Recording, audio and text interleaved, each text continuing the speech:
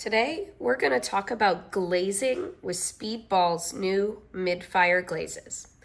We're going to go over what it looks like to do 1, 2, and 3 proper coats to get a beautiful blue color out of this blue tiger's eye. First, you'll need some bisqueware. This is bisqueware fired to cone 04.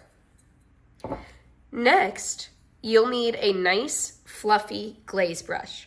A lot of people use a fan brush that's a little flatter and kind of looks like this. That's great as well, as long as the bristles are nice and fluffy and can hold a lot of glaze, almost like a mop. So your first step is to pick your glaze. Today we're working with Blue Tiger's Eye from Speedball's Mid Fire.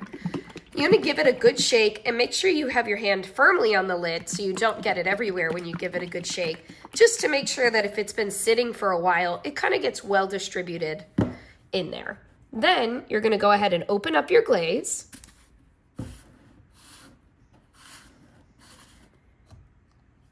All right, beautiful. Next, you're going to take your piece. Typically, I like to start on the outside of cups because I like to put my hand on the inside to hold it while I glaze it. So what I'm going to do first is I'm going to dip my brush in the jar and really make sure I'm getting it kind of soaked in there. You see how I kind of scrape it along the edge? Just to really make sure that my bristles are getting full with glaze. Then I'm going to start my first coat in one direction, and I'm going to pick horizontal. So when you are doing your first coat, you want to make sure that you get good coverage across your whole piece. Notice how it's okay if I overlap on some old spots for my first coat. You want to be careful not to glaze too close to the bottom here, because then it could run onto our shelf, but I think I'll just fire this piece on a stilt since I've already come kind of close to the bottom. So a lot of people might call that one coat already, but what I'm going to do is notice how this side is not dry yet, but this one is. I'm going to keep painting until the whole surface is the same level of dryness so that it can all dry together at the same time. And that'll help me keep track of okay, that's one good coat.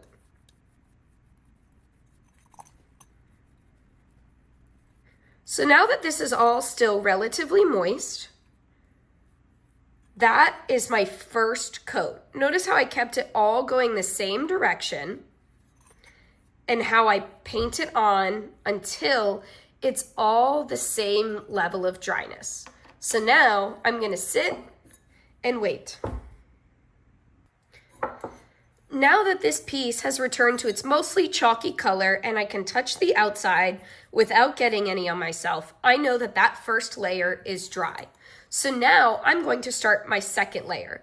With my second layer, since I went horizontal on the first one, I'm now going to paint vertical because you want to change direction to make sure you have good coverage. So I'm going to dip my brush again and make sure it's really saturated with glaze. And then I'm going to start in with my vertical strokes.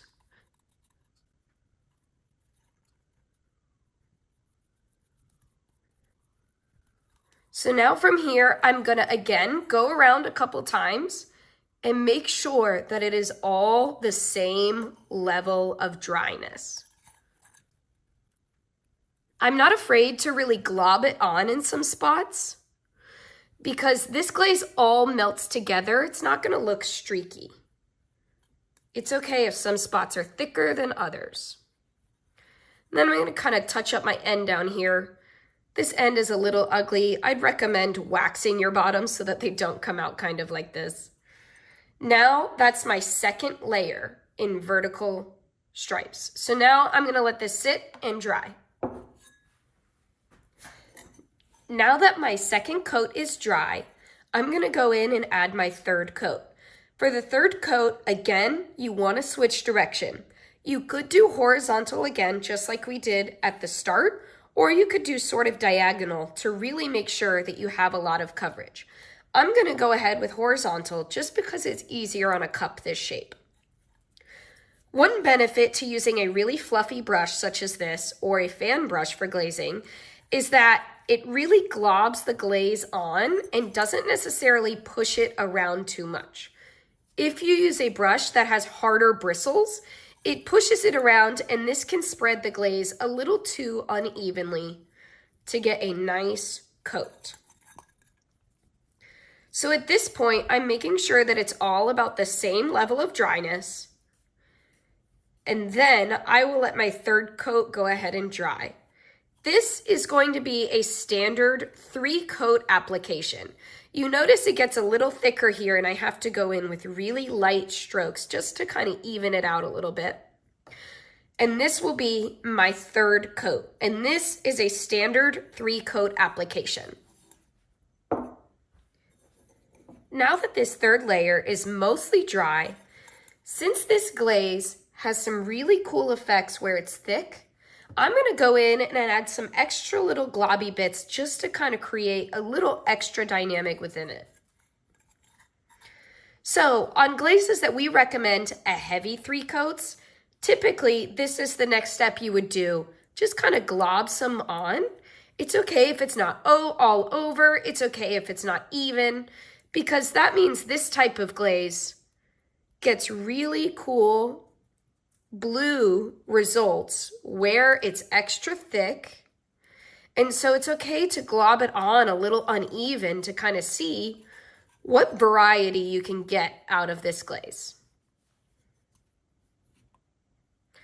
So again, on glazes that we recommend a heavy 3 coats, typically it's good to go in and really, after you've done your 3 base coats, just kind of glob a little extra on top, just to really make sure you get the full range out of this glaze.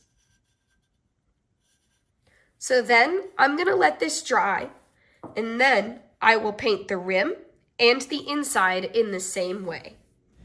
Okay, so now that the outside of my cup has dried, I did 3 layers of a standard application, and then I went in, and since I know that this glaze likes to be a little heavier to get that blue to really come out and shine, I did a little bit more of a little globbing kind of on this top half, almost like a 4th layer, just to give it basically 3 heavy coats.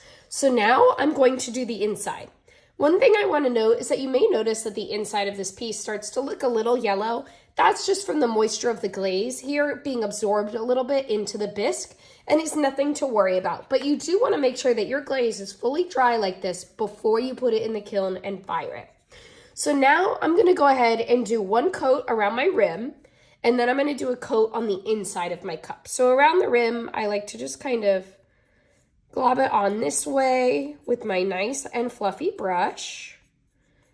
And that is going to be 1 coat. And I'm going to let that dry. And while that dries, I'm going to go ahead and do the inside. So just like we have been doing, we're going to do strokes in different directions. So my first layer on the inside is I'm going to do straight up and down.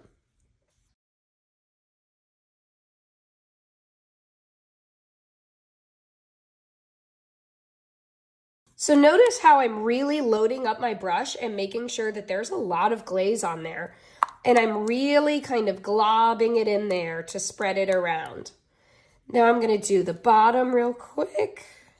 And then I'm going to go back over the walls a little bit because, again, I want to get it to where they're all the same level of dryness. I want it all to be a little moist so that it can all dry together at the same pace, and that lets me know that I have 1 even coat when it's all the same amount of dryness. Okay, so I've done my vertical strokes and it's all moist in there. So now while that dries, the first layer on my rim has dried. So now what I'm going to do is try to go a different direction. So I went like this. So this time I'm going to go kind of sideways to do the second layer on my rim. Okay, Kind of even that out, and then we're gonna let that inside coat dry just a little bit more.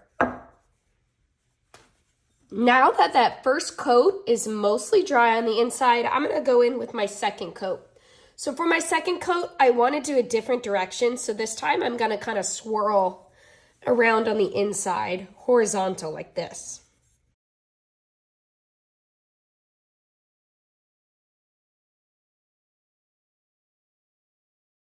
So now I'm gonna make sure this is all the same level of dryness. Really kind of globbing it on and spreading around and loading up my brush with a healthy amount of glaze. So now that's all about the same level of dryness, and I'm gonna go ahead and hit my rim with the last coat. Okay, and then we're gonna let that dry. All right, so now that that last second layer is dry, I'm gonna go in and add my third layer. You may notice that as we add more glaze onto this, it takes longer in between each coat to dry. So we always recommend letting your piece sit for 24 hours before you glaze fire it, just to make sure that the glaze has time to fully dry.